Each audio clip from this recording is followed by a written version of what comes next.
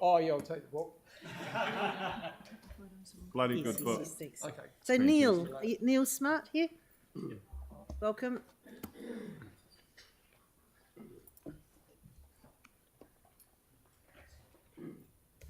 Far away. Good morning, and thank you for the opportunity to speak to you. My name's Neil Smart. I've lived in Christchurch for 35 years, and I've lived in Rapaki Road for the last 30 years. I've been a chartered professional engineer up until last year, and I've been working for Downers for the last 30 years.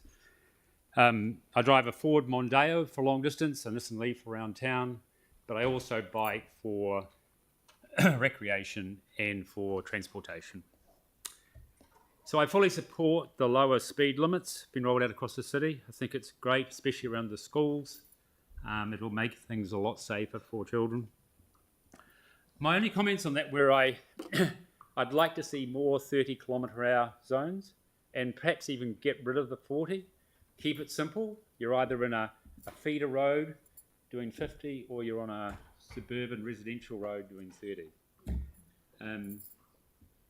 In terms of my road, Rapaki Road, which is obviously access to Rapaki Track, it's a very narrow road and it's also an incredibly busy road. And on one half of the road there's no footpath, so residents actually step out of their gate onto the road. And again, at present that's a 50 km/h zone. I think that should be more appropriate to be a 30 km/h zone. I would also like to comment on the potential of the Heathcote River corridor for active transport. And can I just get that's the one. Just shrink that down a little bit. You can see the whole lot. Apologies for the not particularly good printing on the map. This shows the Heathcote corridor from Ferry Road through to Princess Margaret Hospital. And I run there most days, and one of the positive things that came out of COVID that I saw was the number of families that were actually coming out on the street and enjoying the river, but also teaching their kids to bike, and they felt safe in that environment with no vehicles. I think we can recreate that environment by one-laning a lot of those roads down there. They don't need to be 2 lanes, they're only for residential access. They're wide, so we could very, very cheaply turn those into 1-lane roads. It would require some signage, some traffic marking, and some traffic delineators.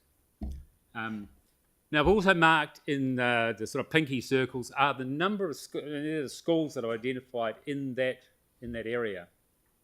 I've counted about 7. I could have missed some.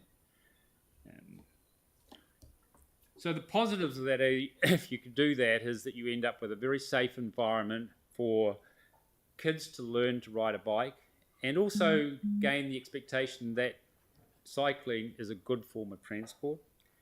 I think parents are a little bit wary about sending their kids to school on bikes at the moment because it's not safe out there on the roads. But if you've got a separated cycleway, then they'll be much more keen to encourage their kids to bike. And that's not just to schools, there's libraries there, there's sports grounds, there's amenities, there's their friends. And we need to encourage this next generation to think about cycling as a form of transport. It's quite a long area too. It's about 20 kilometres all up of cycleway you could create there. And as I said, at very little cost. So thank you for your time. Thank you. Very good. Are there any questions for John? Kelly?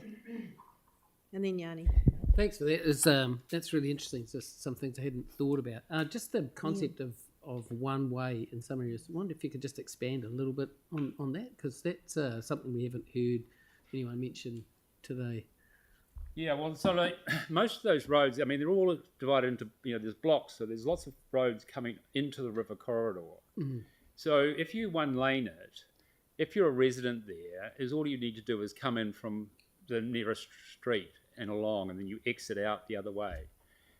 You see that all the time when they're doing road repairs around there, where they'll one-lane it, and residents put up with that. There's not a lot of traffic on there. And the other good thing about it too is if you do take back, though, say half the roads, you won't need all that for cycleways, so you'll actually be able to improve the amenity of the actual Heathcote River banks, and there could be extra planting, etc. going forward. And just one final little question. Rapaki Road, which I'm quite familiar with, having been up the track many times. Do you see many people driving up there at 50? You know?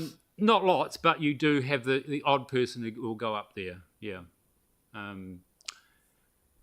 I think just not built for it, problem. is it? It's become a problem. I mean, like all the residents know that to drive relatively slowly, but you have lots of people coming from all around the city to access the track, and they are not familiar with it, familiar with the road.